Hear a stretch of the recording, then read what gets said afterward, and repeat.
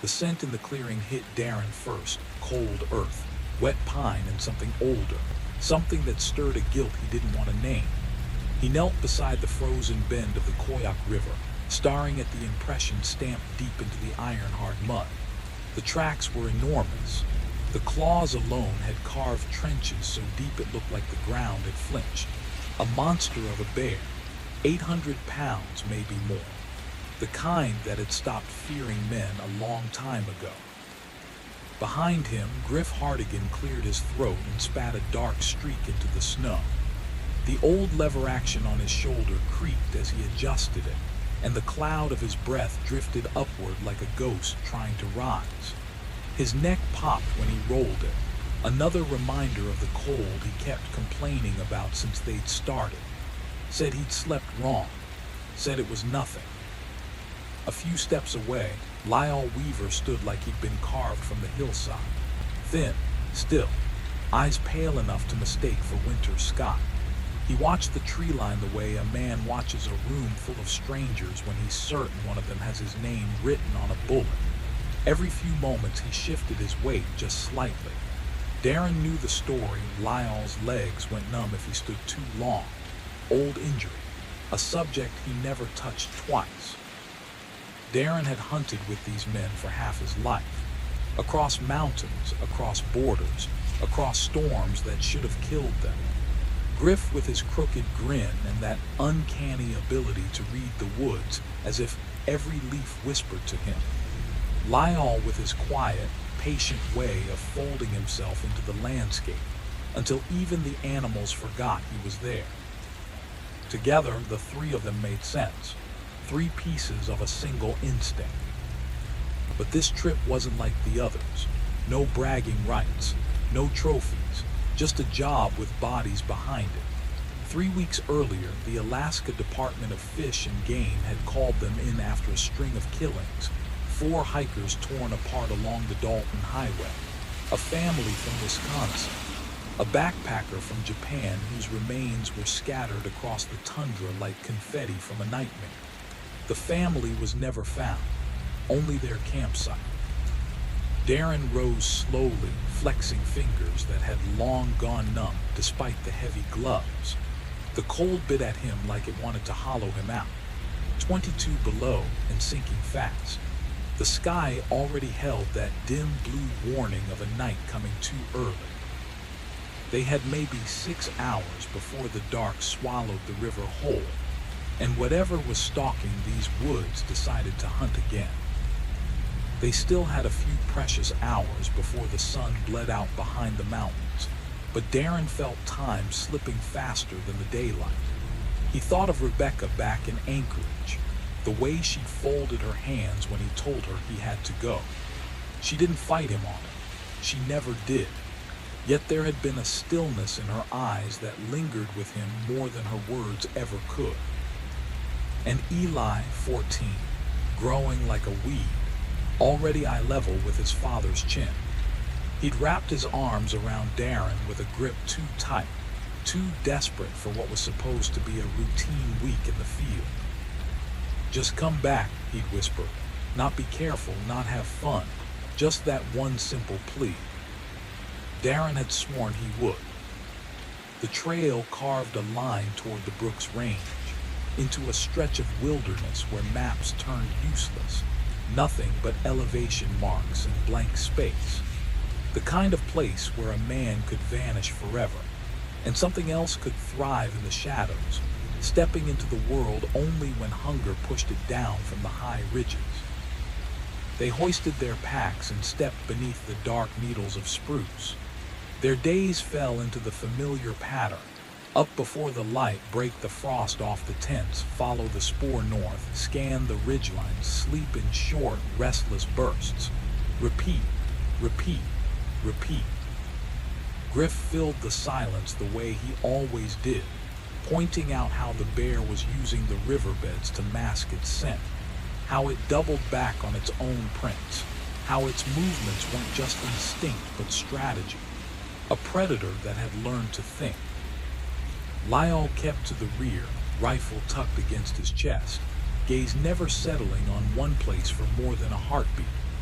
Darren noticed the small hitch in his stride that hadn't been there before, a soft drag of the left foot, a pause before the next step. Subtle, but new. On the second night, Darren woke to find Griff hunched by the fire, hands stretched toward the flames. At first, the angle of Griff's neck made Darren lurch, twisted slightly, wrong in a way he couldn't explain. But then Griff lifted his head, and the moment evaporated like breath in the cold. "Neck won't let me sleep," Griff muttered. Darren reached for his pack. "Take some ibuprofen." Griff shook his head. "No point. Some aches don't answer to medicine." They sat together for hours, speaking little, letting the fire crackle between them. The woods around them felt alive with a quiet hostility, a sense that something huge and patient was perched just beyond the reach of the firelight, watching their backs. By dawn, Lyle was already packed, already standing, already staring into the trees as if the night hadn't touched him at all. And that was when the first wrong thing happened. The third morning broke with a kind of brittle silence, the kind that makes a man feel like the world is holding its breath. Darren led them back toward the snare he'd set the night before, a thick steel loop anchored to a fallen spruce heavier than a small car. The trail showed all the signs he expected. Claw marks high on the trunks, old scat, the territorial warnings of something that owned this stretch of wilderness and wasn't shy about proving them. But when they reached the spot, Darren stopped so suddenly Griff nearly walked into him. The snare was gone. Not tripped, not dragged, not torn free by brute force, simply missing. A moment later, Darren spotted it. A neat coil of cable sitting atop a flat stone 20 feet away, as if someone had placed it there with intention. He walked closer, staring at the cable. The deadfall it had been anchored to hadn't been snapped or ripped loose. The wire had been unwound slowly, purposefully, as if someone had studied how it worked before taking it apart strand by strand. The snow around the site was churned, but the prints stamped into it made Darren's stomach twist. They were the wrong size. Too big for wolves, too narrow for any bear he'd ever tracked, shaped in a way that didn't belong to any creature in the catalog of his memory. He crouched beside the rock, ran a gloved hand along the smooth coil, and felt a chill slip beneath his ribs. No animal on Earth did this. They didn't learn traps. They didn't return the parts like a message. Griff stared at the seam, jaw tight, fingers drifting to the back of his neck as if the muscles there had suddenly knotted. He kept rubbing the same spot, over and over, like something inside him wouldn't settle. Lyle circled wide around them, limping openly now, the rifle raised as he scanned the trees. His left leg barely bent, and every third step he stumbled just slightly, catching himself before either of the others could offer help. Darren lifted the coil from the stone. It was cold, but the feeling inside him was colder, the steady realization that something in these woods understood them in a way they didn't understand it. He didn't say what he was thinking. Neither did Griff. Speaking it would make it real. So they reset the snare, tried to pretend nothing had changed. But lying in his sleeping bag that night with the cold creeping through the tent walls like a second skin, Darren replayed the tracks in his head, the spacing, the shape, the unsettling familiarity. If he hadn't known better, and if the idea hadn't been impossible, he would have sworn they were human footprints. Bare, unprotected, in temperatures that would freeze skin in minutes. He buried the thought deep.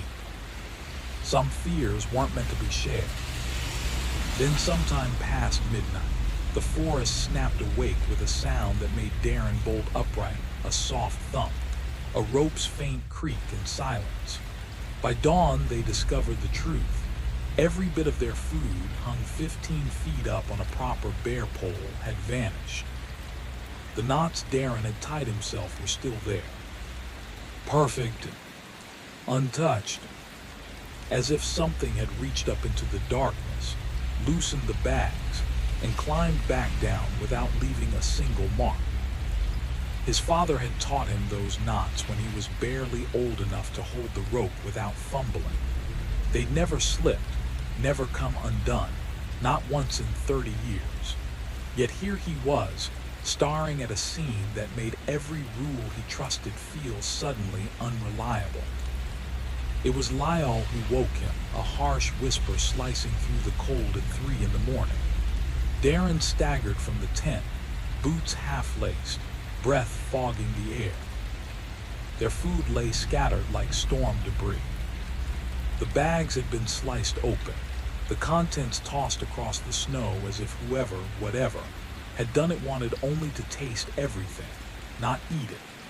Freeze-dried packets torn in half, jerky bitten once and thrown aside, handfuls of trail mix abandoned in frozen clumps. A child in a candy aisle. That was the only image that fit. But the rope told a different story. Both ends were still tied to the pole exactly as Darren had left them. The only change was at the center where the knots had been expertly undone, the line lowered and then tied again. No teeth marks, no tearing, no sign of struggle. This wasn't the work of a bear, or any animal with paws. Griff knelt in the snow, hands trembling as he gathered what little they could save. 3 days of rations if they stretched it thin, 4 if they were desperate.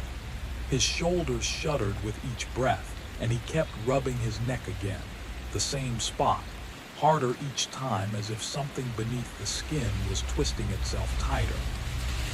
Lyle stood apart from them, motionless, staring into the timber with his rifle aimed at empty air.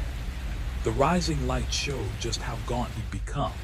His cheeks had caved in, his eyes were sunken deep, and his coat hung off him like it belonged to a taller, heavier man. Darren tried to recall the last time he'd seen Lyle take a mouthful of anything, dinner, breakfast, anything. But the memory slid away from him like water through fingers. He found himself wondering how long Lyle had been starving. They piled more wood onto the fire and let the flames grow tall, unwilling to sleep, unwilling to speak. The cold pushed at them from every direction, slow and unwavering, like some enormous beast circling just outside the reach of the firelight. Shadows stretched and curled along the snow, and more than once, Darren could have sworn a shape stood just beyond the edge of the glow, still, waiting. Whenever he turned toward it, the space was empty. When he handed the last piece of jerky to Griff, Griff didn't even look at it. "Stomach's not right," he muttered. "Neck's killing me." His head sat crooked again, that odd tilt, almost like he was listening to a whisper just over his shoulder. So Darren ate by himself. Each bite tasted like dirt and smoke, but he forced it down.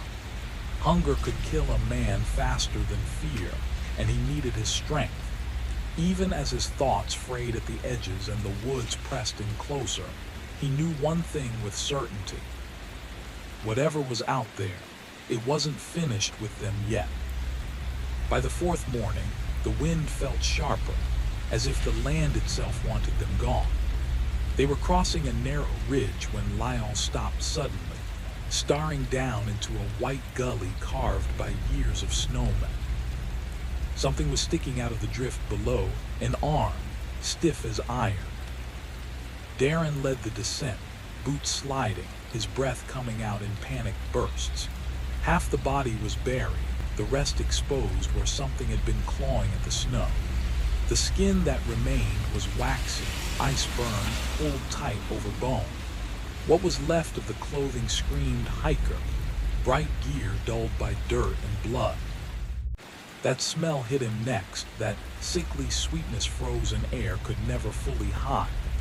He'd known it on search parties on bad recoveries. It clung to memory. He forced his hands still as he checked the pockets. His fingers brushed a wallet. Inside was the photo of a young man with gentle eyes and a shy, almost embarrassed smile. The name was Japanese.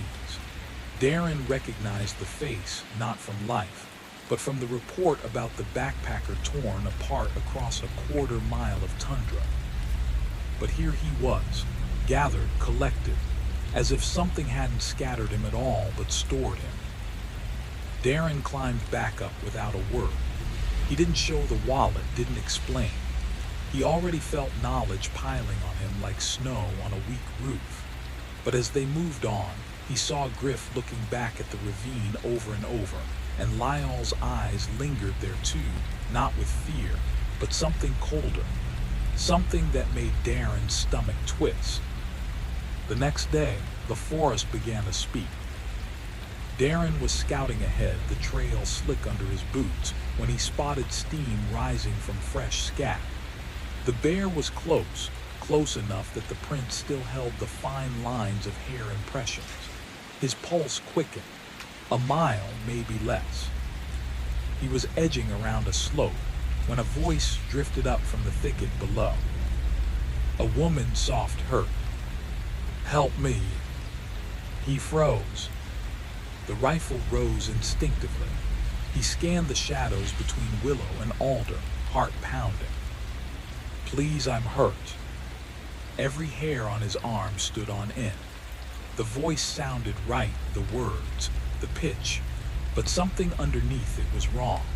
The timing of the breaths, the way the syllables clipped in all the wrong places, like someone repeating a language they'd only overheard through a wall.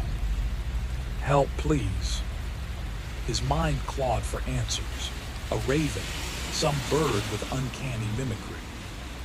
That had to be it.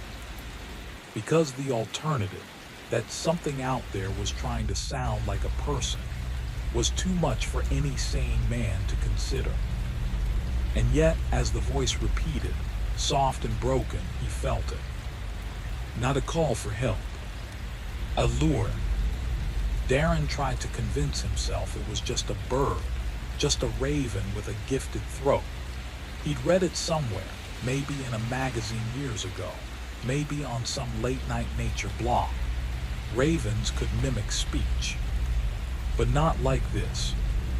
Not full sentences, not whole conversations. "I'm cold, so cold, please." The voice drifted up from the direction of the ravine, the same ravine where he'd found that neatly gathered body. And underneath the woman's plea, he heard more now.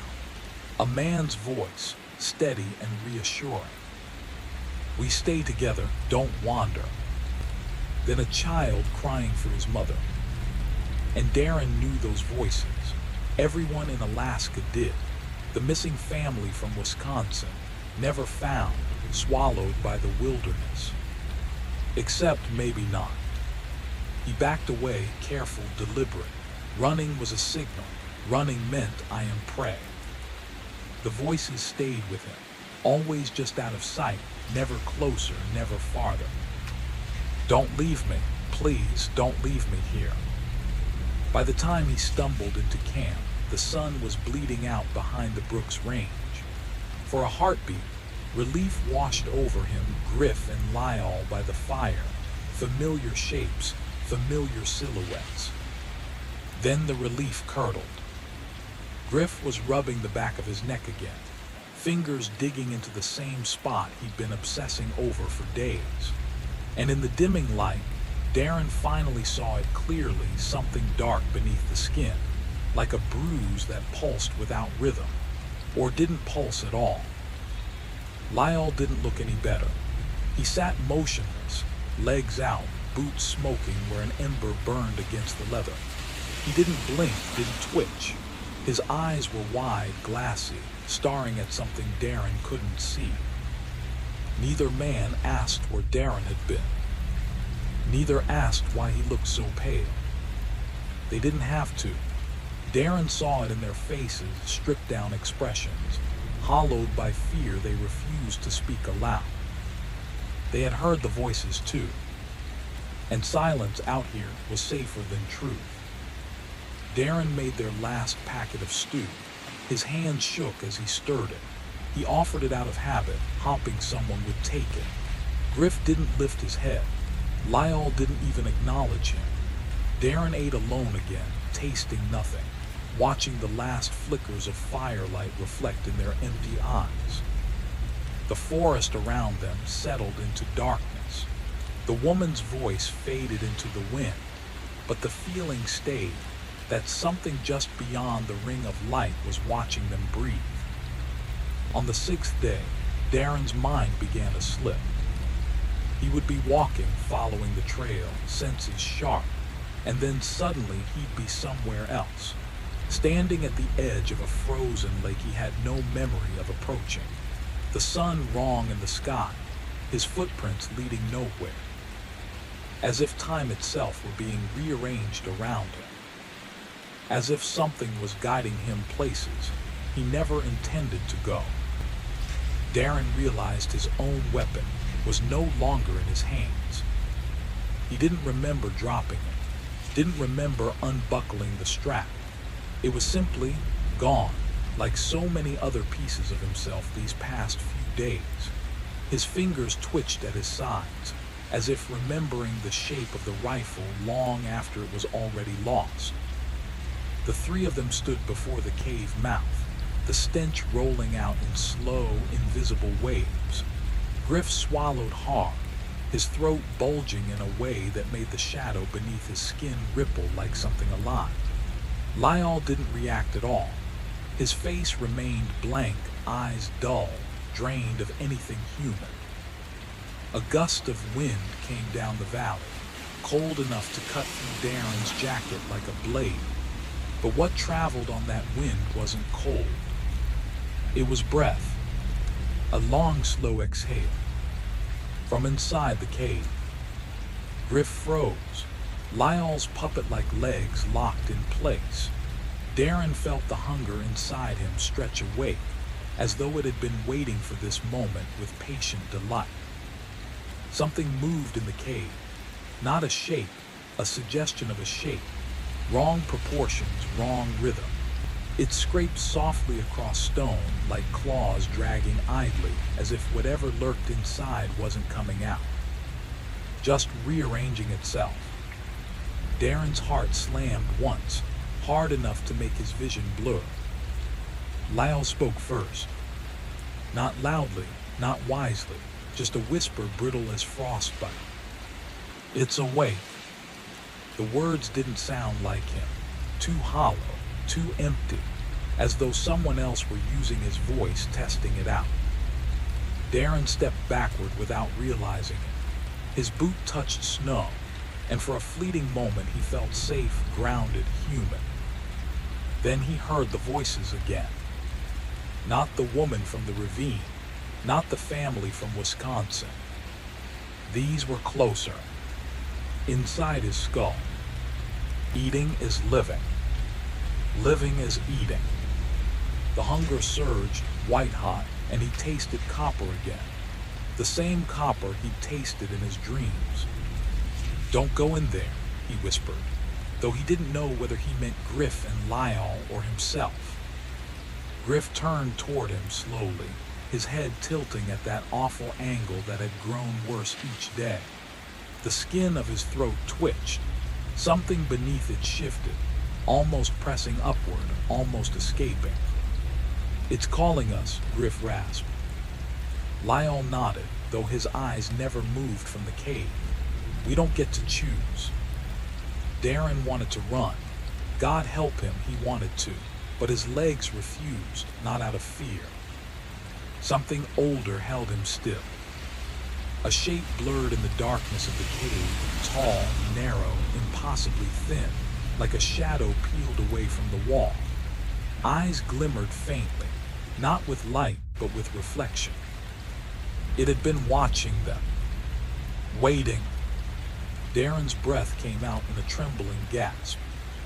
And then, the voice came again. but this time it spoke Darren's name. Soft, familiar, hungry, like a door opening into a room that had been waiting for him all along. He didn't remember choosing to fight, didn't remember deciding where to stab or how many times. His body moved with a certainty that terrified him in some distant, fatting part of his mind. The part that still believed he was human, that he was Darren, that he was a man and not something that answered when the dark called. The creature thrashed once, twice. Bones cracked under the force of their blows. Hot breath hissed against Darren's cheek.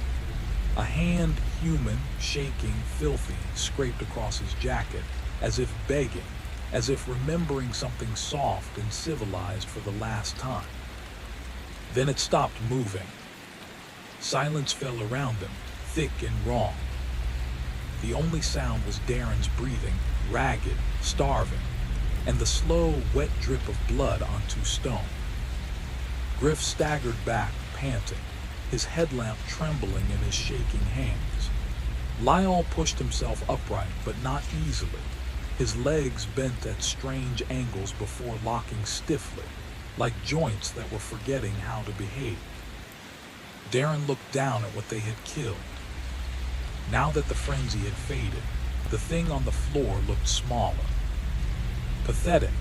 Its stolen bear-hide cloak lay twisted around it like discarded theater costume.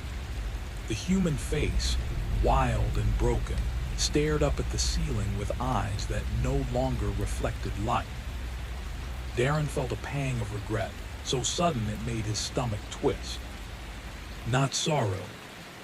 Hunger. A deep, throbbing hunger that pulsed behind his ribs, whispering suggestions he did not want to hear. He could smell the blood, warm despite the cold, and something inside him leaned toward it, curious, eager. He forced himself to stand, forced himself to step back. Lyle's voice cut through the silence, low and unsteady. That wasn't the only one. Griff swallowed hard. How do you know? Lyle raised his hand. It was shaking. His pale eyes gleamed faintly in the dark. Because it wasn't calling us.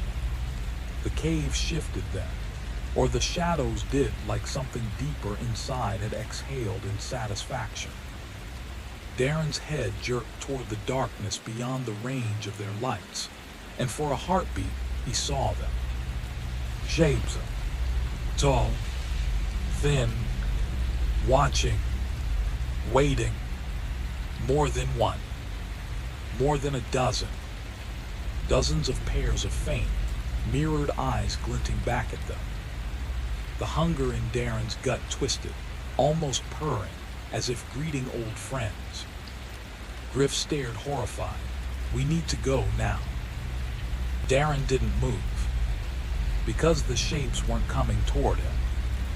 They were beckoning, inviting, calling him by a name he did not remember ever having, but that felt right. Lyle took a stumbling step back. Darren, we have to leave. He wanted to turn. He wanted to follow his friends. He wanted to be human. But his feet were already shifting toward the deeper dark. The shapes parted for him, welcoming him home. Behind him, Griff shouted something he didn't quite understand. Lyle grabbed his arm, tried to pull him back. And that was when Darren realized something with a cold, crushing clarity. He was stronger now. Far stronger. Lyle's grip broke like twine. Griff's voice sounded distant, muffled, as though coming from underwater. The world around him faded until there was only the cave. And the hunger, and the soft whisper of many voices speaking as one. You finally returned. Fourth one stopped Darren's breath cold. He knew it before he touched it, before he saw the faded patch on the front pocket, before he saw the initials someone had stitched there in looping, careful letters. DM. Darren's hands moved on their own, trembling as they reached for the fabric. The zipper was half open, stiff with frozen blood. Inside lay the familiar contents of a life he had left behind: a metal thermos dented near the lid, a compass with a cracked face, a photograph of a woman smiling over a campfire, her hand resting on his shoulder. His wife who had begged him not to go on this hunt. His wife who had said she'd seen something in his eyes, something she couldn't name, the night before he left. His wife who had vanished 3 years ago on a solo trip through these mountains. The same mountains where the lost family from Wisconsin had vanished. The same mountains where the solo backpacker from Japan had vanished. The same mountains where countless others had simply disappeared. Darren picked up the photograph. His thumb brushed across his wife's face. The memory hit him like a fall through thin ice, the cold, the panic, the helplessness as the world swallowed him whole. Except this time the panic never came, only hunger and an awful, settling familiarity. Griff let out a low whistle behind him. Darren, that yours? Darren didn't answer. Couldn't. Lyle's pale eyes shifted toward him, unblinking, and for the first time since this nightmare began, Darren realized something terrifying. Lyle wasn't surprised. Not even a little. Griff moved closer to the pile, lifting another item, a child's jacket, tiny, no bigger than something a 6-year-old might wear. The zipper was broken. One sleeve was torn. Griff's breath hitched. No way, this can't be. His headlamp beam followed the trail of small bones leading deeper into the cave, each one gnawed clean and stacked with eerie precision. Darren felt something collapse inside him, not grief, not despair, but a shifting, a settling, like the floor of the world was rearranging itself into its true shape. I've been here before, he whispered. He didn't know where the words came from. He didn't remember choosing to say them. Griff jerked around. What? Darren touched the cold stone beneath him. The grooves, the scratches, the faint shapes carved into the rock, shapes that looked like claws or hands or both. This place, I know it. Lyle finally spoke, his voice soft, almost reverent. You never really left it. And Darren understood. The voices in the woods, the lost time, the growing strength, the hunger, the familiarity of the creature they'd killed, and the fourth backpack. His heart thudded once, too slow, too heavy as realization washed over him. The creature was not a lost man who had become a monster. He was a man who had survived. A man who had returned to what he once was. A man like Darren. Darren's mouth went dry. What happened to the others who carried this pack? Lyle's pale eyes met his. There was no fear in them, no pity. Same thing that's happening to you. Griff took a step back. What the hell is he talking about? But Darren barely heard him. Because deep in the cave, past the backpacks, past the bones, something moved. Then another, and another. Dozens. All of them slow. All of them deliberate. All of them coming toward him. They were thin, pale, human-shaped. Their hair hung in matted ropes. Their eyes reflected the headlamp beams like animals. Their lips peeled back in recognition, not aggression. Recognition. One of them stepped forward. A woman. Her cheekbones sharp, her hair long and tangled, her coat torn to rags. Her eyes the same warm brown they had been in the photo pressed against his chest. Darren, she whispered. and the hunger inside him roared in welcome. Small flashlight, a crumpled map with frayed edges, and a folded letter sealed with wax. Darren froze, his breath coming in shallow, ragged gasps. The seal was cracked as if someone or something had already read it. He bent to pick it up, hands trembling, and unfolded the paper. The handwriting was precise, looping, eerily familiar. Every word seemed to crawl off the page and coil around his mind. "You came back. We've been waiting. It's your turn now." A cold pressure pressed against his chest, like invisible fingers gripping his ribs. He wanted to scream, to throw the note, to run, but his body refused. The hunger inside him pulsed, a deep, insistent rhythm, urging him forward, deeper into the cave. Darren glanced up. Griff's head was still bent at that impossible angle, watching silently, patient, unblinking. Lyle's calm face lay motionless behind him, yet Darren could feel the weight of his gaze. Neither of them moved, neither of them blinked, yet they were fully aware of everything. A presence, patient and omniscient, radiated from them now, as though the cave itself had folded them into its secret, timeless pattern. He tried to remember the body on the floor, the wild bearded creature they had killed, but the image wavered, blurred, and shifted. There was something familiar in those eyes, something that whispered a name he couldn't speak aloud, a name that made his stomach knot and his blood run faster. The note slipped from his fingers, falling to the stone with a hollow clatter, yet it did not hit the ground. It hovered just above the surface for a heartbeat, as if held by unseen hands, before drifting gently back onto the pile. Darren realized with a jolt, nothing in this place obeyed normal rules. Gravity, time, even memory itself was subject to the cave. From the far end, deeper in the shadows, came a sound, a slow, deliberate shuffle. The cave seemed to grow taller, wider, the ceiling stretching impossibly high. Shapes began to emerge, human shape, thin, pale, some crawling, some gliding.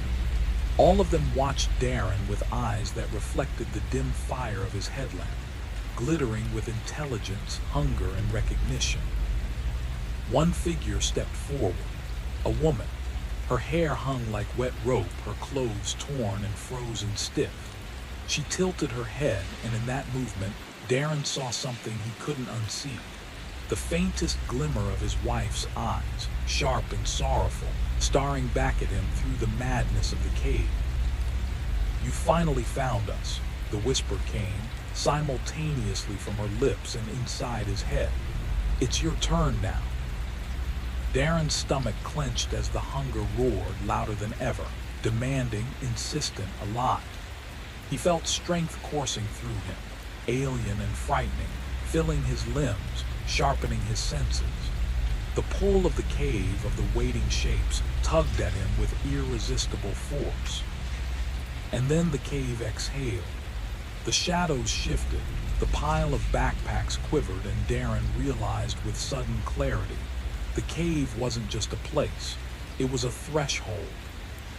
And crossing it would mean he would never leave the mountains the same again. Darren's pulse slammed in his ears as he stared at the photograph and the mirror, the pieces of the past frozen in a tableau of impossible clarity. The bear in the reflection, his own reflection, blinked at him, slow, deliberate human eyes beneath the mask of fur and rock. The fingers brushing his face were long, gnarled, blackened with dried blood, nails curved like claws. His own hands, his own skin beneath the rotting layers. Every detail of the body he had been inhabiting for weeks screamed at him now. The stitched-together tatters of clothing, the thermal pants soaked with ice, the crude repairs of what might once have been flesh. His eyes shifted to the man on the cave floor, the same gray eyes, the same wild beard, the same chest bearing a torn badge, the same kind expression frozen in horror and determination. The realization tore through Darren like an avalanche. The ranger hadn't been the monster. The ranger had been the last human who tried to stop it, who had failed. The photograph trembled in his fingers, the cracked plastic sleeve cutting into his palm. 3 men alive once, Griff on the left, neck straight and strong. Lyle on the right, standing on his own 2 feet. Darren in the middle, clean-shaven, well-fed, wearing clothes that fit. Behind them, the shattered tail of a small plane thrust from the snow like a frozen warning. And beneath his boot, the armrest he had carried all this way, a talisman, a fragment of the world he had lost, now part of this cave's grim shrine.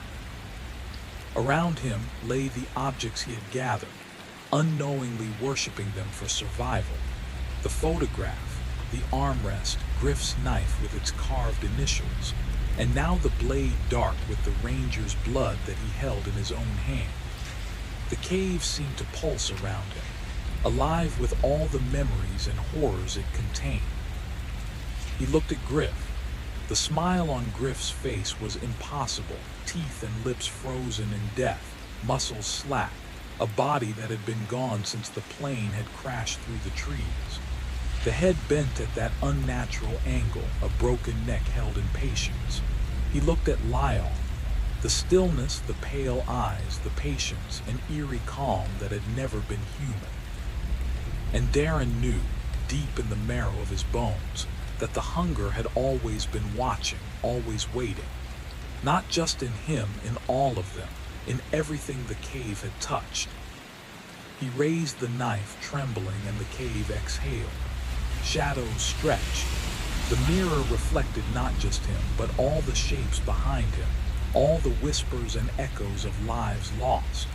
The hunger whispered too, welcoming, insistent, patient.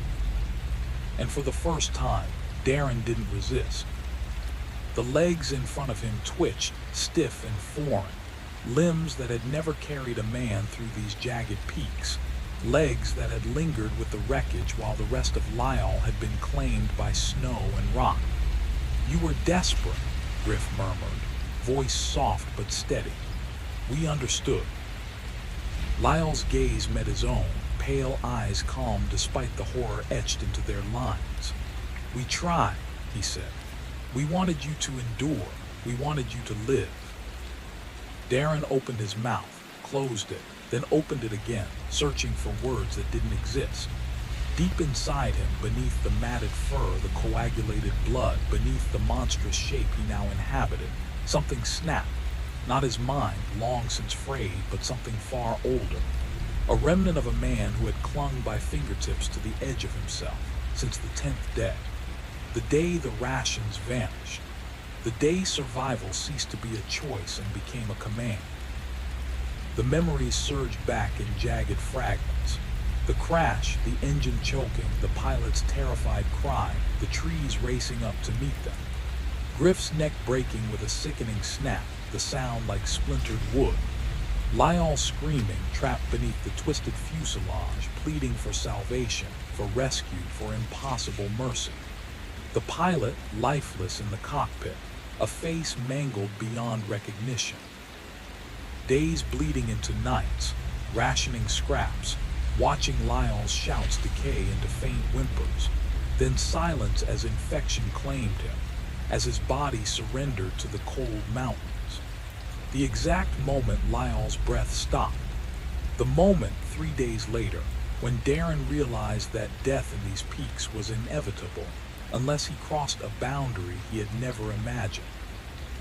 Griff had been cold by then, frozen and preserved by frost, almost no longer human, almost no longer his friend. And yet, even in that frozen state, Griff had found a way to speak again, to reassure him that some things endured. That friendship, that brotherhood, that loyalty remained.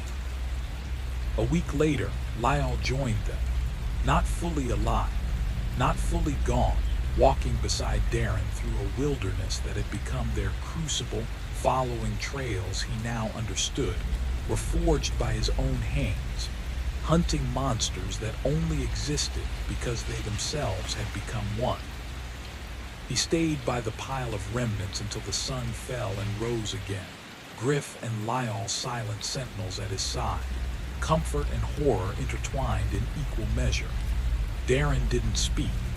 He didn't look at them, but he could not, would not dismiss them. They were all that remained, the only companions who would accept the shape he had become, the only friends left when the world no longer held him. And then, as night deepened and shadows bled into the mountains, the voice returned, soft, pleading, impossibly human, cutting through the wind and the dark. "Help me. Please help me." The words floated through the cave, fragile, desperate, and for the first time Darren understood. This wasn't mimicry. It wasn't birds repeating sounds. These were memories, fragments of lives he had consumed, echoes of their final moments, trapped in a mind no longer able to separate them from now. "I'm cold, so cold." The voice of the Japanese hiker running through snowdrifts, terror etched into every step, pursued by the figure in the skin of a man-made monster. "Don't leave me, please." The mother from Wisconsin pressed against her boy, shielding him with what little she had, pleading for mercy that never arrived. "Mommy, Mommy, where are you?" the boys cried, 14 years old, Eli's age. They were all inside him now. Their voices wove into Griff's and Lyall, forming a chorus of the dead, whispering him awake each morning, singing him to sleep each night. He would never know silence again. He would never be alone again. And Hank Ridley, would he join them too? The gentle ranger who had come seeking to save, whose last words had been a promise of aid. "You're safe now. It's over. Let me help you." Darren had ended him before the sentence could finish. The sound of rescue came 3 days later. First, the rotors, a strange, foreign thrum echoing off the cliffs, engines whining as they clawed at altitude. It was a language he no longer spoke, a world he had left behind, half forgotten. Then the voices, real voices, shining beams cutting through the cave's darkness, radios chattering, boots crunching against frozen stone. Darren didn't move. He didn't hide. He didn't reach for the knife, still crusted with Hank Ridley's blood lying at his side. He sat against the stone, knees drawn to his chest, the skin draped over his shoulders, and waited. "You should run," Griff's voice floated through the darkness. "You can still escape. There's still wilderness ahead." Lyall's echo followed, calm, patient. So many places to hide. Darren said nothing. Running was over. Hiding was over.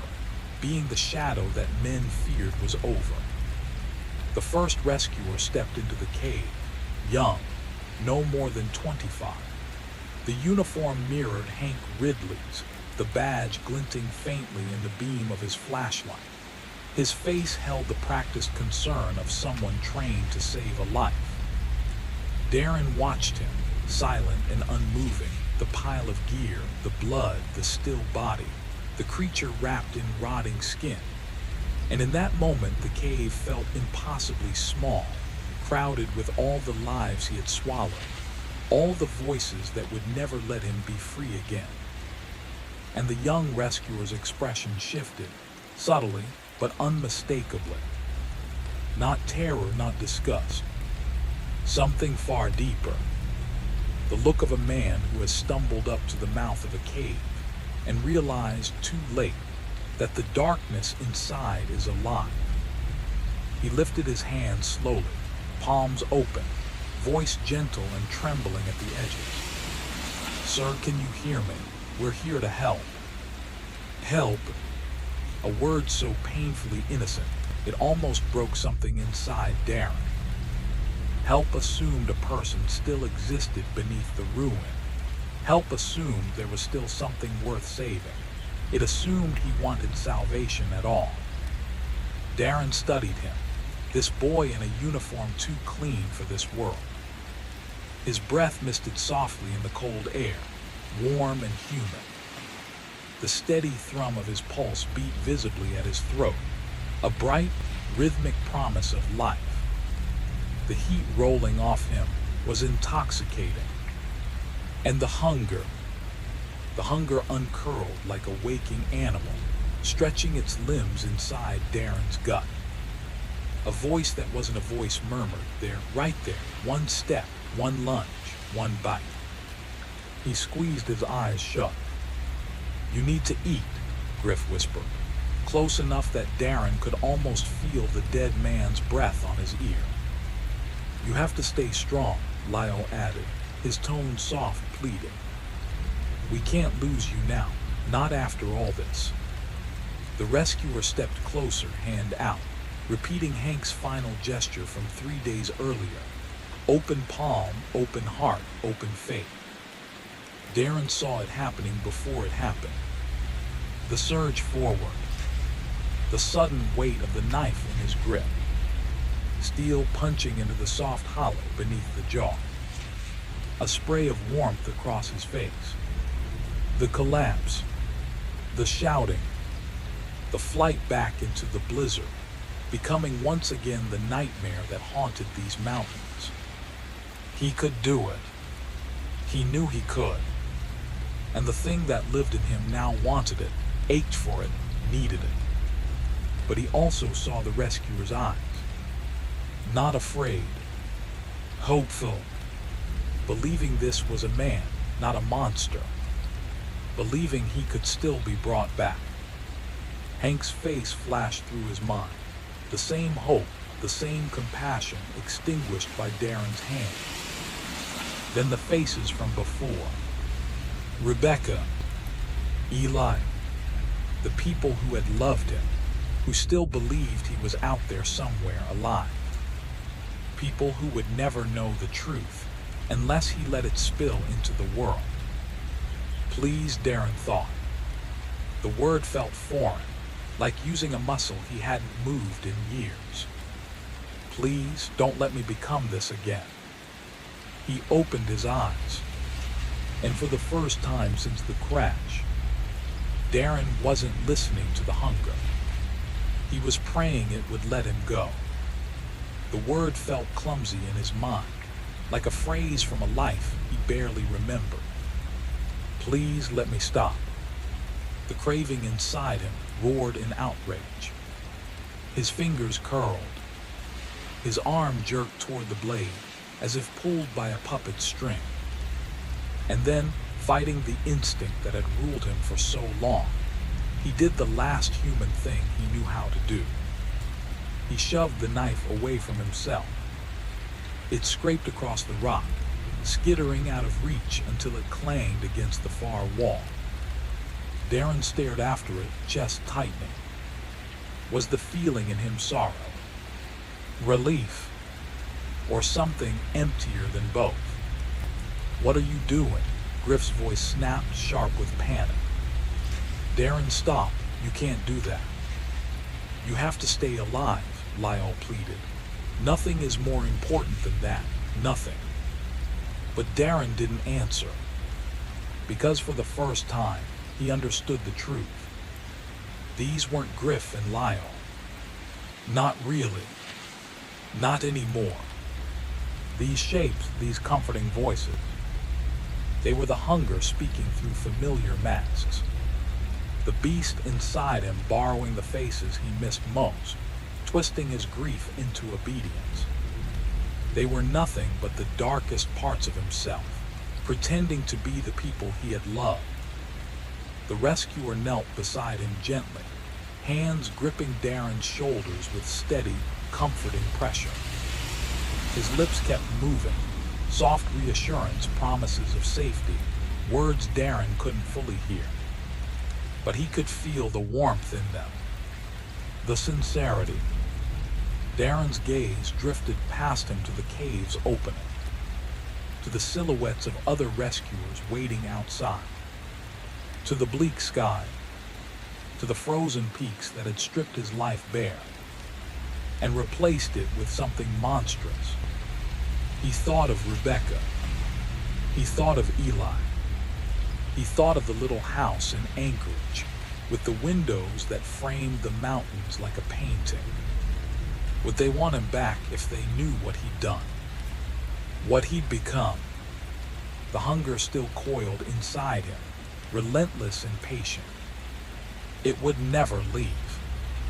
It had built itself into him, stone by stone, screen by screen, taking root in every empty corner his humanity once filled. It would tempt him again. It would speak in Griff's voice, in Lyall's voice, in any voice that could lure him back into the dark. But survival alone wasn't enough. He had proved that 3 days ago when he killed a man who tried to save him. He had proved it again and again with every choice that dragged him further from the man he used to be. Now he needed to prove something else. To himself. To Hank Ridley's memory. To this young stranger kneeling in front of him with hope still shining in his eyes. He needed to show that there was some ember of the old Darren left. Small, cracked, buried deep, but still alive. He parted his lips, and for the first time since the snow swallowed his world whole, he forced himself to speak. Words came ragged, dragging across teeth that had forgotten the rhythm of speech. 3 syllables, each one a weight he hadn't felt in years. I killed him. The young rescuer froze, hope in his eyes flickering and breaking. In its place came a tangle of emotions, pity, horror, and beneath it all, the barest hint of understanding, like a faint echo of a truth too terrible to ignore. Darren's eyelids shut against the brightness, and behind them he saw Griff and Lyall. Their faces were no longer the eager masks of comrades. They were somber, disappointed, the way a parent looks at a child who has strayed too far from the path. You'll regret this, Griff's voice whispered from the shadows. You'll starve, Lyall added, soft but certain. You'll die somewhere cold and unremembered, and no one will know the choices you had to make. Perhaps they were right. Perhaps they were inevitable truths. But as the rescuers helped him to his feet, guiding him toward the pale winter light, something deep in Darren's chest unthawed. It wasn't hope, not the kind of bright, naive hope that belonged to the innocent. It was quieter, smaller, steadier, a recognition that he had chosen, a human choice. For the first time since the mountains swallowed his world, he had exercised control, even in the shadow of everything he had lost. The hunger still whispered, as it always would. But for the first time, Darren Pope, broken, scarred, irrevocably changed, did not answer. Story 2. Aren't you glad you didn't turn on the light?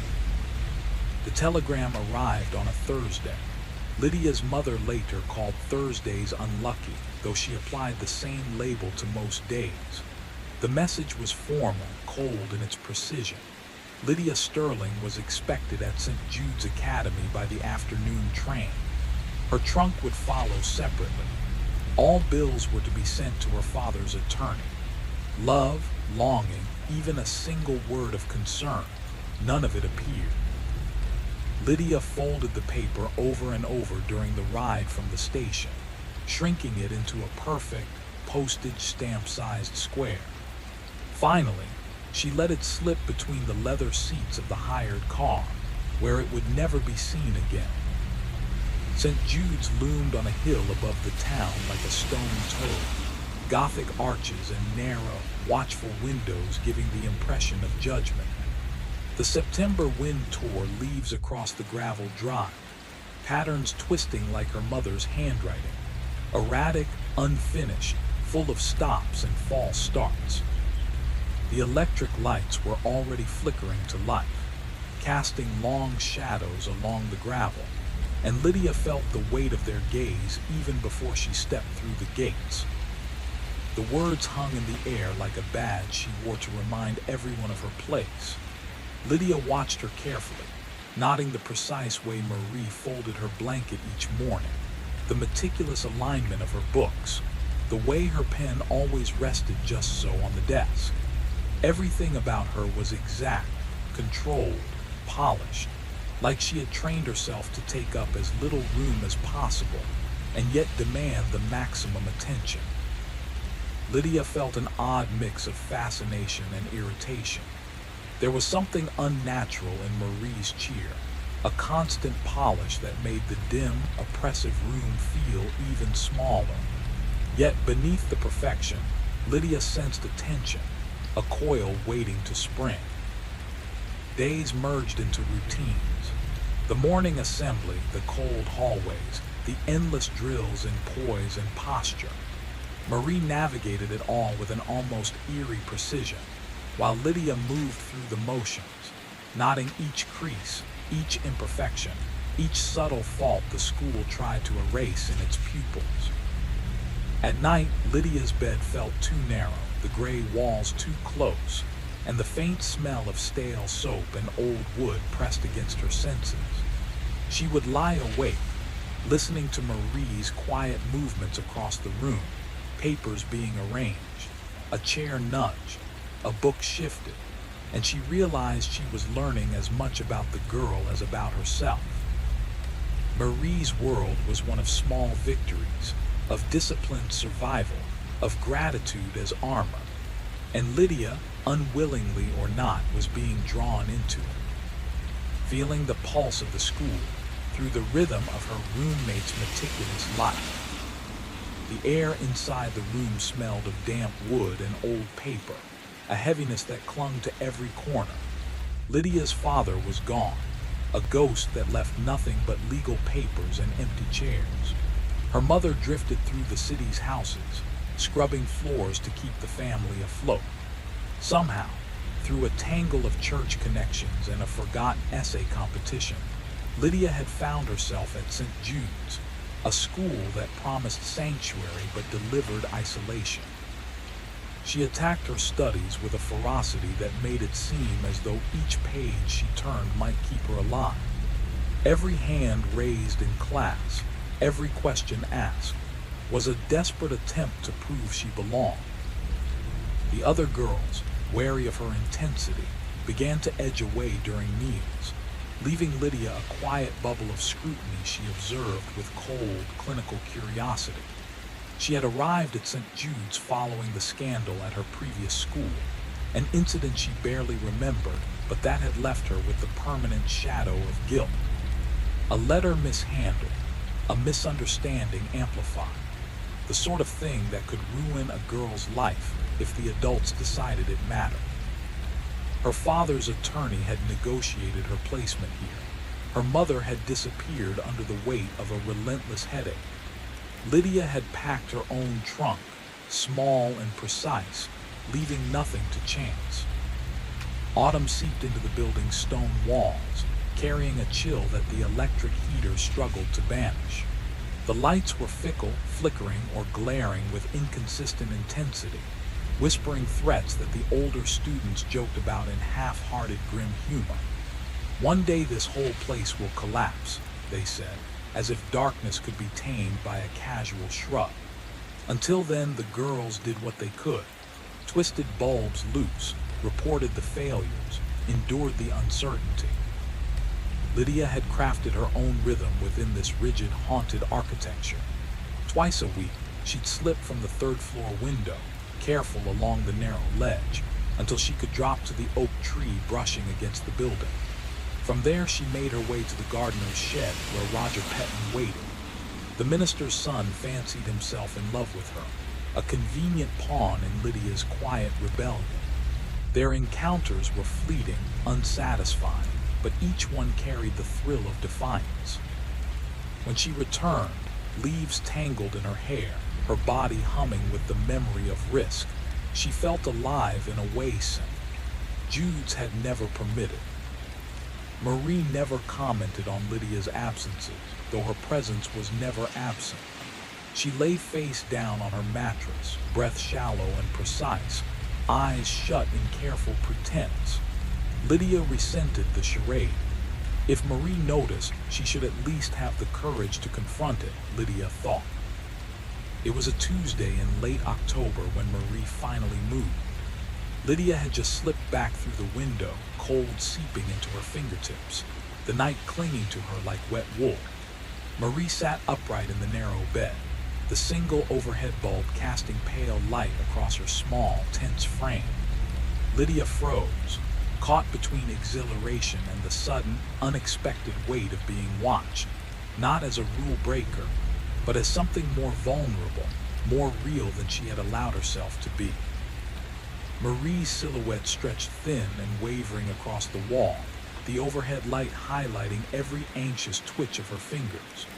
"I can't keep lying for you," she said, voice small but sharp.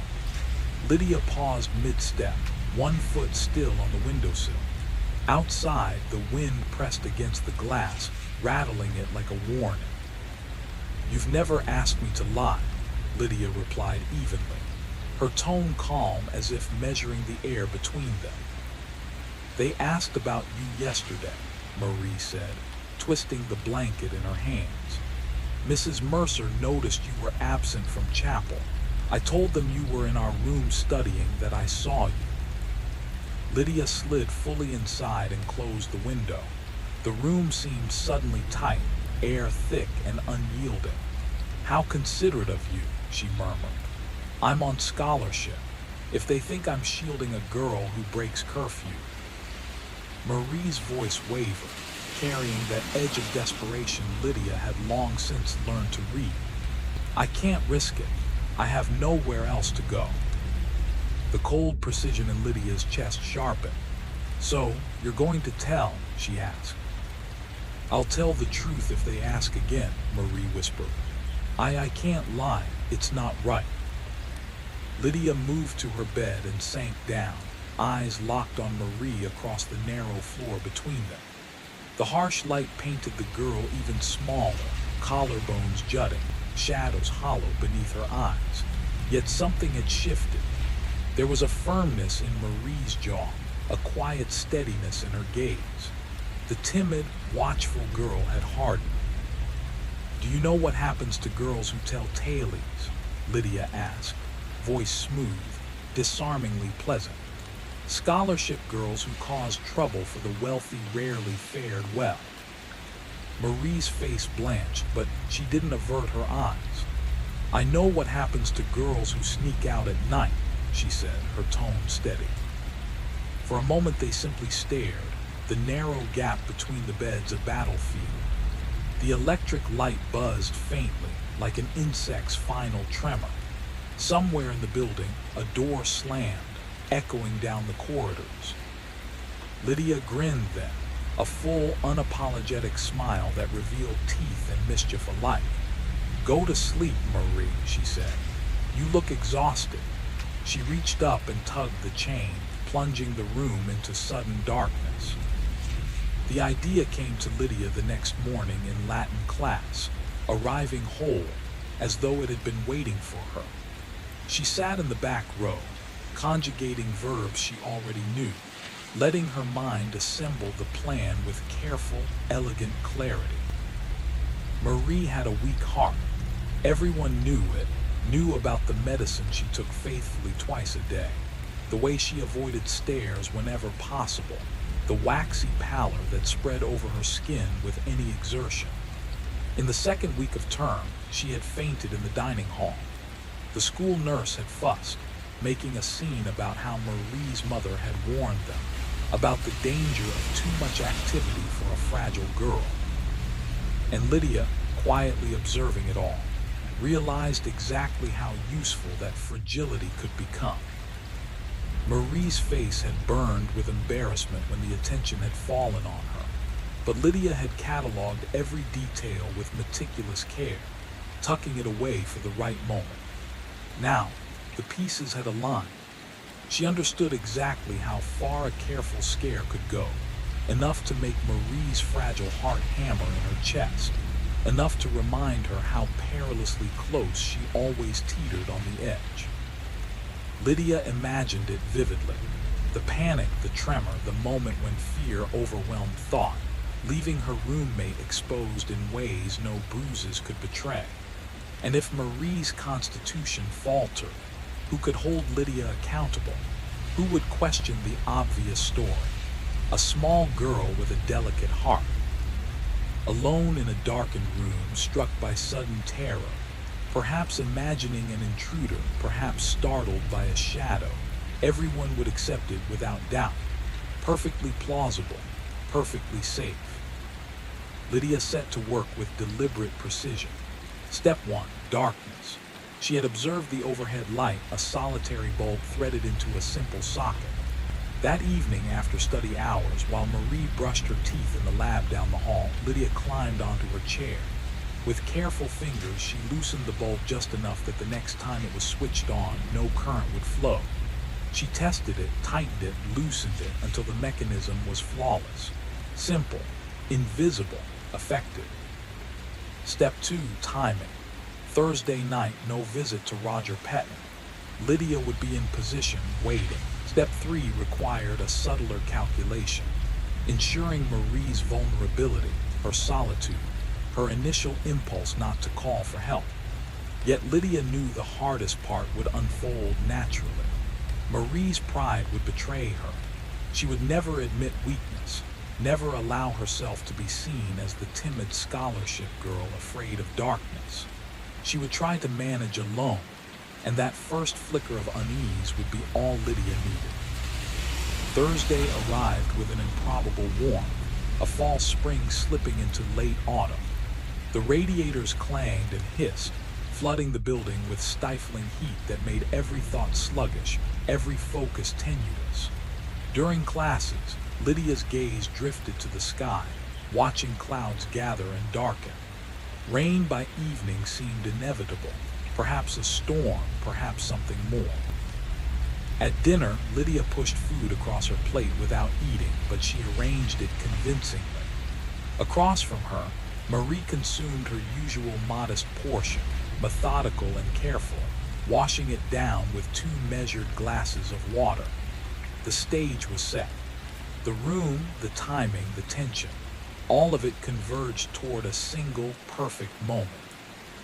Her cheeks glowed under the building's stifling heat, and Lydia noticed her fingers quivering slightly as they brushed stray hair from her forehead. Perfect. The warmth had already left Marie fragile, on edge. After chapel, while the other girls drifted back to their rooms, Lydia lingered in the corridor just outside the second-floor lab, pretending to inspect a loose seam on her sleeve. She counted the steps in her head, measuring the timing down to seconds. By 8:15, every door would be shut, every light settled into the nightly rhythm of the dormitory. She waited for the uneven cadence of Marie's footsteps on the stairs, slightly rushed, slightly offbeat. When Marie reached their door, Lydia moved. She slipped inside first, closing it with the practiced quiet of someone who had mastered invisibility. The room was heavy with heat. The radiator thumped insistently, and the thick air carried the faint smell of damp stone. Outside the window, the first raindrops began tapping against the glass, a soft, rhythmic warning. Lydia knelt beside her bed, then lowered herself to the floor, twisting carefully to fit under the narrow gap between the bed and the wall. Dust rose into her nose as she slid into position, her body pressed parallel to Marie's. The floorboards were icy against her cheek, and from below, the vibration of distant footsteps hummed faintly.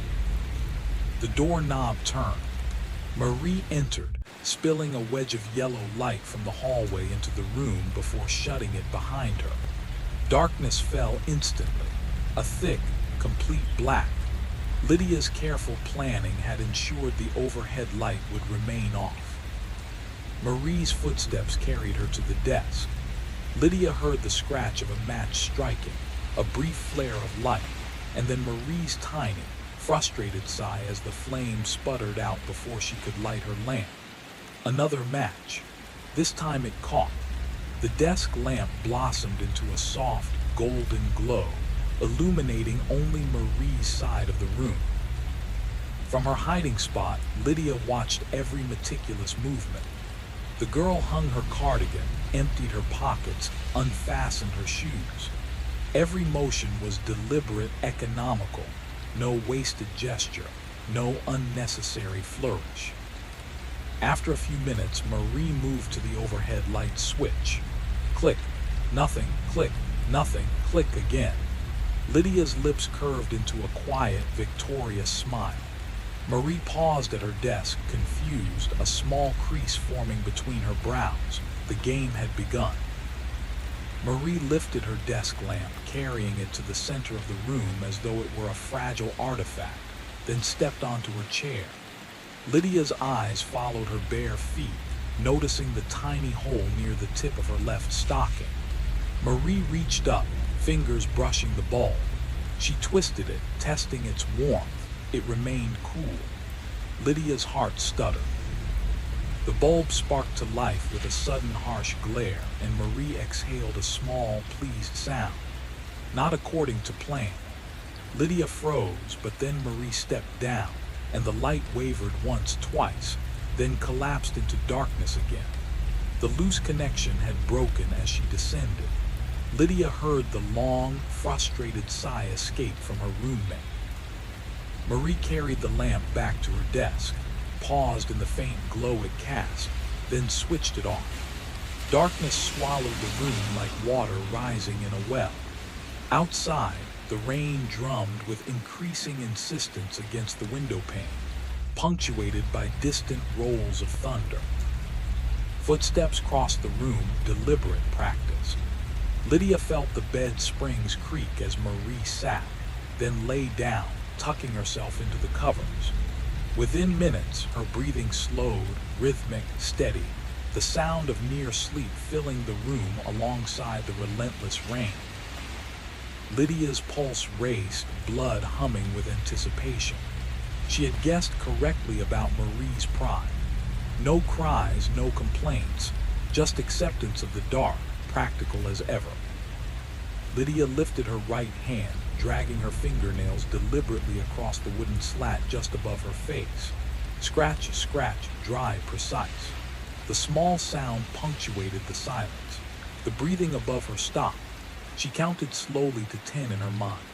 Then she did it again, slower this time, letting her nails catch on the grain. Scratch, scratch, scratch. A subtle sound rose from above, faint, almost a stifled reaction. Marie was awake, listening. A smile tugged at Lydia's lips in the darkness. She dragged all 4 fingers across the slat, the final stroke catching on a splinter with a sharp, intimate crack.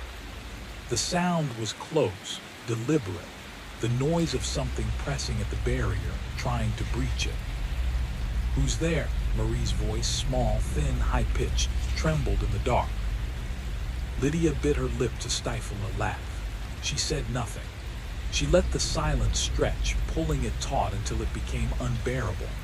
Then she scratched again, harder, deeper, this time layering the noise with a low, guttural vibration from her throat. Neither moan nor growl, but something wrong, something foreign, something alive in the dark. The breaths above her hit faster now, short, jagged, laced with panic. Each gasp came like a small hiccup jerking through the mattress. The springs groaned violently as Marie sat upright. "Please." The scratching continued, steady and insistent. Scratch, scratch, scratch.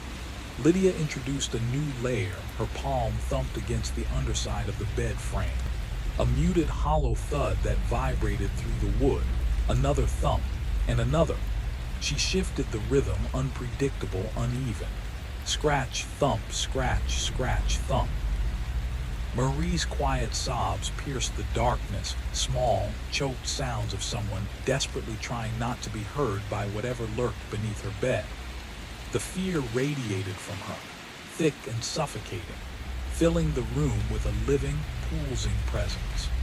Lydia's chest burned with a rush of triumph so fierce it left her dizzy. This was control, pure and intoxicating. She continued, minutes stretching into more, refining her performance. A slow, deliberate exhale dragging her body slightly along the floorboards. nails rasping across wood, raw and tender, thumps punctuating the scratching. Marie's breathing shifted again, wet and ragged, each gasp labored, interspersed with strange, uneven pauses. Lydia listened, satisfaction tightening in her chest. Her roommate was unraveling, consumed by terror, stripped of every ounce of her pride. The sound took on a new resonance, rattling in Marie's chest, heavier, stranger. Lydia imagined the girl succumbing to one of her fainting spells, an echo of the dining hall incident. Perhaps her fragile heart would falter entirely, leaving Lydia free from this obstacle forever. The thought was intoxicating. She bit her lip to keep the laughter from escaping. Marie lay curled beneath the covers, paralyzed by fear, too terrified even to reach for the desk lamp across the room. All night Lydia would have her, powerless in the dark, and by morning Marie would be a ruin of nerves, pale, trembling, fragile enough to summon the nurse if necessary. Too preoccupied with her own shaking hands and racing heart to ever mention Lydia's nocturnal games. Lydia nearly laughed aloud at the flawless execution of it all. The darkness, the rain outside, the helpless trembling beneath her, everything was perfect. She let the room stretch with silence for a heartbeat before resuming, nails scraping, thumps echoing, a low, guttural hum vibrating through her throat. The night was hers.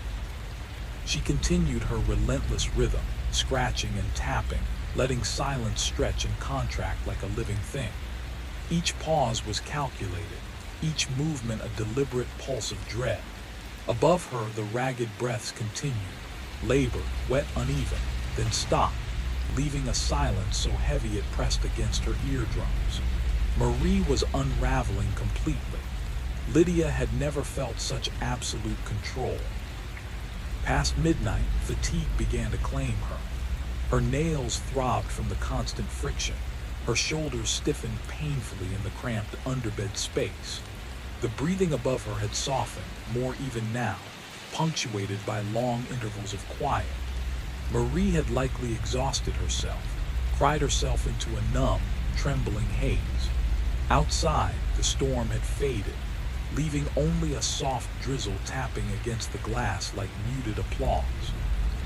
Lydia allowed one last signature stroke, a long, deliberate scratch that marked the night's work, then let her hand drop to the floor.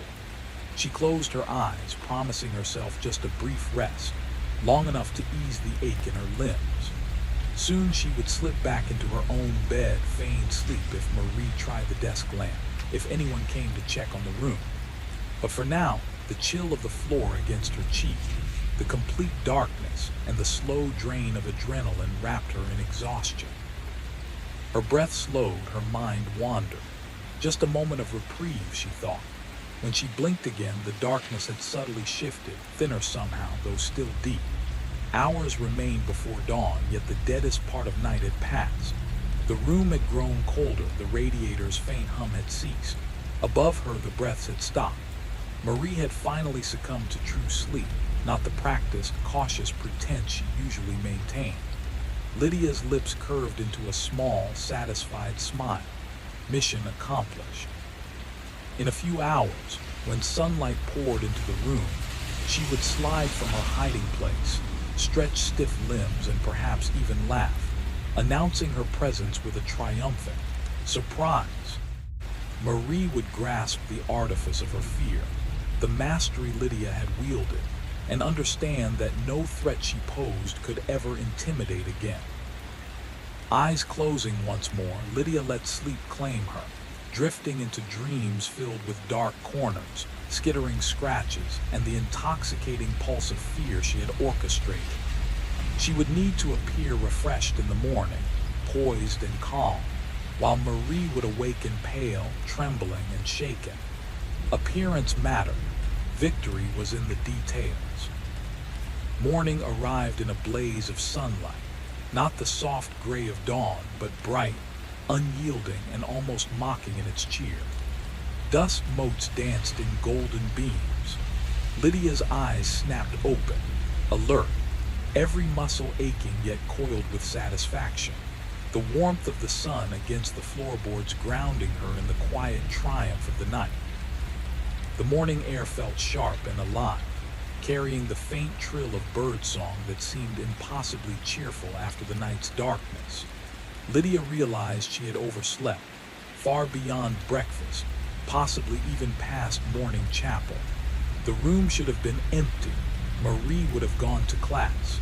Still, caution ruled her movements. She couldn't risk being seen crawling out from under the bed if anyone happened to pass by. She paused, listening. The hallway remained silent still.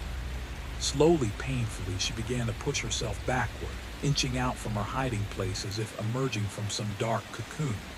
Every muscle screamed, stiff and rebellious from hours of immobility. Her hands were numb and cold, but she forced herself to keep moving.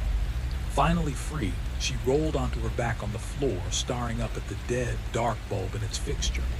Daylight transformed everything, harsh, ordinary, small. The terror of the night seemed absurd in the sun's cheerful glow. Lydia allowed herself a fleeting, triumphant smile. Then she saw her. Marie lay motionless in bed, eyes wide open, staring at the ceiling with a fixed, glassy intensity that seemed to hold the weight of 1,000 silent horrors. Her skin carried a strange, purplish hue, darkest around the lips, her chest still and unyielding. One hand rested rigidly on her chest, fingers curled as though grasping something invisible. The sunlight struck every feature with brutal clarity. Unresponsive pupils, waxy skin, chest frozen in lifeless suspension. Lydia's legs trembled as she approached, step by step, each one harder than the last. Up close, the reality was undeniable. The purple mottling of blood beneath the skin, the dry film across her eyes, the faint, elusive scent that made her stomach churn. "Marie," Lydia whispered, her voice catching. She tried again, louder, almost pleading. "Marie." Nothing. The truth unspooled slowly, cruelly, sinking into her bones. Marie was not asleep. She was not unconscious. She would never wake again. The night's breathing, the thumps, the scratches, the moments Lydia had so carefully orchestrated, had been fatal. Her heart had given out, her lungs had failed, and her fragile body had collapsed beneath her attention. Lydia had listened, enthralled, unaware that she had been witnessing the slow extinguishing of life itself. She stumbled back until her legs collided with her own bed, collapsing onto it. Her gaze remained locked on Marie's face, the terrible, unblinking eyes staring past her. As if into some distance Lydia could not follow. How long had she been gone? How long had Lydia unknowingly been the architect of this death? The question swirled in her mind, gnawing, unanswerable, while the sunlight continued to fall across the room with blind, merciless cheer. The realization hit her like ice water. How long had Marie lain there, drifting closer to death, while Lydia's own hands had been instruments of terror and control? Hours, certainly. The heavy, ragged breathing she had reveled in, the shallow gasps, the hiccups, the final wet, rattling cough, had been the soundtrack to a life slipping away. Marie had been dying just inches above her, and Lydia, drunk on her own cunning, hadn't noticed. A storm of thoughts began hammering in her mind. Dead. Marie was dead. Someone would discover her. Questions would follow, sharp and unforgiving. They would demand to know where Lydia had been, what she had witnessed, why she hadn't called for help, why she hadn't intervened. They would search for motives, for proof of negligence, and all the while the truth would be etched in every detail. Lydia had not been in her own bed. Her mattress lay untouched, smooth and precise, a silent testament to the night she had spent elsewhere. Her gaze dropped to herself. Dust clung to her clothes, wrinkles and smudges telling their own story. Tiny cobwebs tangled in her hair. Her fingernails were torn, blackened from scraping the floor. Every inch of her screamed guilt, screamed culpability. She looked exactly like someone who had orchestrated a night of terror that ended in death. The word came slowly, a chill that crept straight into her bones. Manslaughter. She hadn't intended this. Marie's death had not been her goal. All she had wanted was control, fear, obedience, a lesson in power and position. But the law would not care about subtleties or intentions. A girl was dead, and Lydia had knowingly preyed on her weakness. Reckless indifference, premeditated murder. The words throbbed in her head, each one heavier than the last. Prison loomed like a dark mountain, inevitable, inescapable. Boarding school, reform school, none of it would matter. This was final. Her mind clung to a fragile hope, a whisper that seemed impossibly small, unless no one ever knew the truth. Unless Marie's death could be explained away as natural, the result of a fragile heart failing exactly as doctors had warned it might. Unless Lydia had truly been asleep, innocent and unaware when the fatal moments passed. But the evidence of her presence was undeniable. The disheveled clothing, the cobwebbed hair, the unmade bed, each a glaring accusation. Every trace pointed back to her, each one a nail in the coffin of her freedom. Lydia pressed her hands to her face, trying to imagine a world where it hadn't happened, where her cleverness hadn't tipped into tragedy. But the room offered no solace. Marie lay still, eyes wide and glassy, proof of a night Lydia could never undo. And in that silence, Lydia understood the terrifying, inescapable weight of what she had done. Lydia's hands trembled as she stood, but her mind sharpened to a knife edge. She crept to the door, nudged it open just a crack, and scanned the empty corridor. Silence wrapped the building like a shroud. Every girl had long since left for morning classes. She closed the door and clicked the lock into place. Maybe 60 minutes, perhaps less, before someone noticed Marie's absence. 60 minutes to craft a story that could keep her free. She stripped off the dust-coated uniform, fingers fumbling over buttons until she forced herself into a measured, deliberate rhythm. Each garment went into the trunk, shoved to the very bottom, buried where no one would think to look. Then she turned to her own bed. She tousled the sheets, punched the pillow into a neat, shallow dent, and smoothed the covers just enough to suggest she'd been up for hours. It wasn't perfect, but it would do. Still, the story needed depth. Someone would inevitably ask why she hadn't heard anything, why she hadn't acted. She needed a stronger narrative, something that would withstand questioning. Her eyes flicked to the window, closed, latched tight. She pushed it open, letting a chill wind sweep in, carrying the smell of wet earth, decaying leaves, and the sharp bite of autumn. The idea came to her fully formed. An intruder. Someone had climbed up, slipped through the window. Marie had awoken, startled, and her fragile heart had succumbed to the shock. Lydia had slept through it all, oblivious. It was simple, believable, and absolved her. But reality demanded adjustments. Why would a stranger kill Marie and leave Lydia untouched? Why no sign of struggle, nothing missing? The scene had to tell a story of chaos, of fear, of a room violently breached. Lydia moved like a whirlwind. She yanked Marie's wardrobe open, letting the few dresses tumble in a messy heap. Books fell from the shelf, papers spilled across the floor, desk drawers emptied and scattered. She tipped the chair over, careful not to disturb Marie herself, not to look at the still, purple face. The gray blanket joined the debris, flung carelessly aside. Then she turned to her own possessions. Her side of the room required a subtler hand.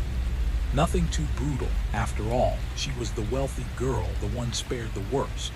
She disrupted her things just enough to suggest a hurried search, careful to avoid any trace that would draw suspicion back to her. The room now looked violated, chaotic, but with a controlled, calculated imbalance. A story ready to survive the first question, the first glance, the first inspection. She froze in the middle of the upturned room, chest rising and falling, surveying the chaos she crafted. It looked authentic, like a desperate intruder had ransacked the space. But it still didn't answer the ultimate question. Why was she unharmed while Marie lay dead? She needed a story that made her presence invisible, that justified her survival. The dark, lifeless overhead bulb was crucial. If she'd been in her bed, quiet and still, swallowed by the shadows, the intruder might never have noticed her. His attention would have been drawn solely to Marie, whose startled movements or gasps had doomed her. The scenario was plausible, just barely, but it could hold. A madman breaking in, a fragile heart succumbing to fear, another girl untouched in the darkness. But it wasn't enough. She needed a final flourish, a detail that would cement the narrative and deflect suspicion entirely. Lydia crossed the room, stepping over scattered books and toppled chairs, and opened her desk drawer. Her mother's Parisian lipstick gleamed in the dim light, a cruelly perfect tool. She twisted the cap off, fingers trembling. Where would a madman leave a mark? Somewhere visible, terrifying, deliberate. Her gaze landed on the wall above her own bed. She climbed onto the mattress, balancing precariously on the springs, and lifted the lipstick. Her hand shook violently. What could she write that would explain everything, justify her survival, erase the need for questions? She scrawled a few tentative letters, then stopped. No, it was wrong. It implied the intruder had intentionally spared her, which would invite scrutiny. She smeared the faint words with her palm, leaving only a streak of crimson, a whisper of intent rather than explanation. Her mind raced, searching for clarity. Next time the authorities might scrutinize her, watch too closely. I screamed was too direct, too precise, too anchored to truth. The key was the darkness itself, her invisibility in it, her silent endurance. Suddenly the solution emerged, clear and terrifying in its simplicity. It was not a statement, not a confession, not a warning. It was a single line, blunt and chilling, that framed her survival as sheer, inexplicable fortune. She pressed the lipstick to the plaster and wrote in large, uneven capitals, the red dragging across the wall like blood. "You. Glad you stayed in the shadows," Lydia whispered to herself, stepping back to survey her handiwork. The message scrawled across the wall wavered and smeared where her trembling hand had faltered, chaotic, uneven, exactly like the frantic scrawl of a madman. It wasn't just words. It was a story, a warning, a puzzle meant for anyone who might stumble upon it. Except there was only one witness now, Lydia herself. Only one life claimed, Marie's. The lipstick streak told a simple, terrifying truth. The darkness had protected her. She had stayed unseen, had not flicked the light, had not revealed herself to a threat that existed only in the narrative she was about to craft. In that silence, she became the innocent, the spare, the survivor, not the orchestrator of death. The message made everything believable, untouchable, perfect. She replaced the lipstick in its drawer with careful fingers and took a long, deliberate look around the room. The open window, the toppled books, the scattered clothes, all whispered disorder. The crimson message glared from the wall. Marie lay in bed, her still body marked by that unnatural purple hue, eyes wide and unblinking, frozen in the aftermath of fear. Lydia unlocked the door and stepped into the hallway, letting out a scream that would carry the story for her. It was raw, convincing, the cry of a girl who had witnessed horror and survived. Footsteps came immediately. Hands gripped her arms. Voices called her name. The nurse arrived first, then the headmistress, then the local doctor, who moved with quiet authority to cover Marie and pronounce her dead. Then came the police, two men in sharp suits asking the same questions in endless repetition. Lydia answered, trembling, sobbing, recounting the nightmare exactly as she wanted it heard. Waking to find her roommate dead, the room in chaos, the red scrawl glaring from the wall. Every detail supported her innocence.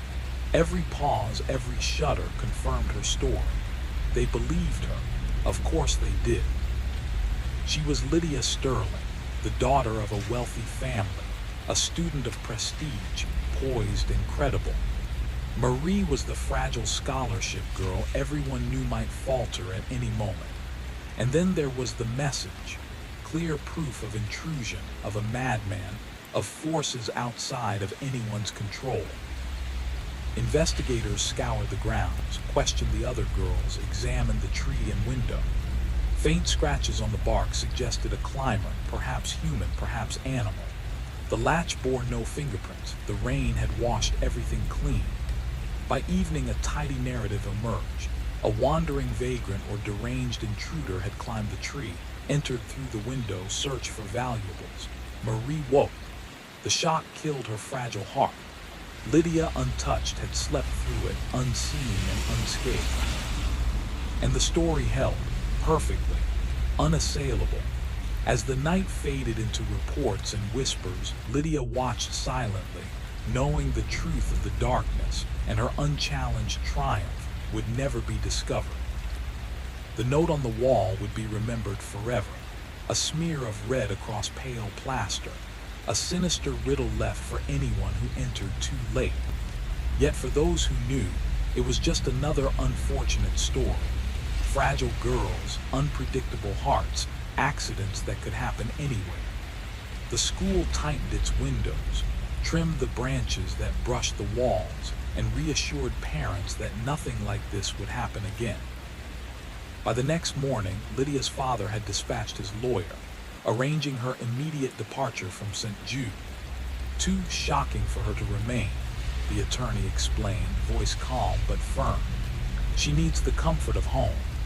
Lydia packed efficiently in a small, temporary room far from the scene of the night's horror. Each fold of clothing, each carefully placed book, every photograph, every tube of red lipstick went into her trunk with deliberate precision. She paused once, hands resting on the lid, thinking about Marie. The shallow, labored breaths, the silent struggle of a heart that had given out while Lydia had watched unseen. The wide, unblinking eyes, the waxy skin, the faint, lingering smell that would haunt the memory of that bed forever. When the car arrived, Lydia descended the stairs one last time, stepping through the front doors of St. Jude's like a girl leaving a world that had never been hers. She slid into the backseat, the engine roared to life, and as they drove away, she glanced back. The window of her old room was closed, the curtains drawn. Soon, another girl would occupy that space, studying at the desk, lying in that bed. But would she sense anything? Would the walls remember what had transpired? The story began to move on its own, slipping from girl to girl, spreading through whispers like a virus. Each retelling distorted the truth, exaggerating details, adding flourishes that never existed, until it became a legend far removed from the night that had actually occurred. At first, Lydia followed it closely, nerves taut with fear. She imagined someone tracing the tale back, discovering the impossibility, questioning the message scrawled in lipstick. But no one ever did. Years passed.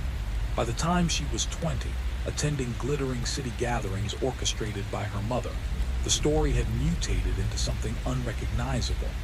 At a dinner party, she overheard a young woman recounting it with confidence, claiming a cousin's friend had witnessed the events. Names were wrong, dates were wrong, the tiniest details twisted into fabrications she didn't recognize. But the core of it had survived. Lydia, untouched, the girl who had slipped through darkness while tragedy unfolded. And she, sitting quietly at the edge of the room, smiling politely, carried the unspoken truth with her, a memory of control, of power, and of survival that no one would ever suspect. The night remained hers alone, a secret stitched into the shadows. remembered only by the silence of an empty room and the faint echo of a heartbeat that had stopped forever. The details were always wrong, wrong city, wrong names, wrong dates, but the essence never changed. The darkened room, the lifeless girl, the message scrawled in lipstick on the wall. Aren't you glad you didn't turn on the light? People shivered at the thought, thrill and terror wrapped into one. At a luncheon years later, a young woman leaned in, whispering with breathless excitement. Imagine waking to find someone insane, watching you sleep. Lydia excused herself, retreating to the powder room. She vomited into the cold porcelain and collapsed onto the tile, shivering until a voice knocked softly on the door, asking if she was all right. By 22, she had married, an advantageous match arranged by her father's lawyer. The story had already taken on a life of its own, spreading through dormitories and slumber parties like a persistent ghost. Over the next decades, she heard it retold countless times, at charity luncheons, at school events for her children, whispered among young mothers as a cautionary tale. Every version was different. Sometimes the roommate was strangled, sometimes stabbed. Sometimes the survivor hid under the bed, sometimes in a closet. But that phrase, chilling and precise, never wavered. Aren't you glad you didn't turn on the light? Each repetition sent a familiar shiver down her spine, a cold lurch in her stomach, a sweat that prickled her palms. Yet she learned to smile politely, nodding like any other woman listening to a spine-tingling story, pretending it was nothing more than folklore, a fiction designed to thrill. She built her life around light, big windows, bright rooms, and abundance of sun. She hired staff, ensured she was never alone in shadows, created a fortress of illumination around her. She told herself she felt nothing, no guilt, no remorse. Marie had been fragile. Lydia had acted in self-preservation, safeguarding her own future. But at night the world grew small and thin and the memories surged back. Every creak of floorboards became a footstep. The wind whispering past the windows sounded like soft breathing. Shadows startled her. Sudden noises made her jump. She checked under beds, behind curtains, even though she knew, logically, there was nothing there. Marie didn't haunt her in the traditional sense. No ghost, no figure in the corner, but in the little ruptures of memory. The rasp of her daughter's breath in sleep made Lydia's heart race until she verified compulsively that the child was alive. The scrape of tree branches against her window in winter echoed those long nights of fear. The color purple deep, muted, bruised, haunted every glance, each shade a reminder of that morning, of that terrible, open-eyed face. By the time Lydia reached 50, the story had transcended reality entirely. It was told at summer camps around fire pits, passed from one generation of girls to the next like a dark heirloom. Details had warped beyond recognition. Marie's name was gone. The setting had changed. St. Jude's Academy had long since closed and been converted into apartments. Yet the story endured, and with it, Lydia carried the memory, perfectly preserved, like a secret no one else could ever touch. The years blurred together, each one folding over the next, and Lydia's memory began to betray her. She read about St. Jude's in newspapers, traced the faded headlines, and told herself she felt nothing. The legend had devoured the truth entirely, leaving only shadows in its wake. Over time, even Lydia struggled to separate reality from invention. Had Marie really been that deep, bruised purple? Had her breathing truly rattled like a failing bell? Or had her mind reshaped it into something more monstrous with every retelling? Had there ever been a moment to stop, to save her? Or was her fate sealed the instant the first scratch echoed in that silent room? Those questions lingered, heavier than any ghost. Decades slipped past. Lydia aged, her husband passed, her children scattered to their own lives. The house, once alive with sunlight streaming through tall windows, dimmed as her vision faded and her energy waned. She found herself sitting longer in darkness, too tired to reach for the lamps, too worn to care. And in that quiet, the sounds returned. Scratch, scratch, scratch. Fingernails raking across wood, deliberate and insistent, somewhere beneath, or perhaps above, the boundary of imagination and memory. She would hold still, listening, heart laboring in her chest, breaths quick and shallow. She told herself it was nothing but guilt, a phantom born of her own conscience. But she never turned on the light. Some fragment of that long-ago girl, the part that had written the crimson message on the wall, the part that had chosen survival over truth, whispered that it was safer not to see.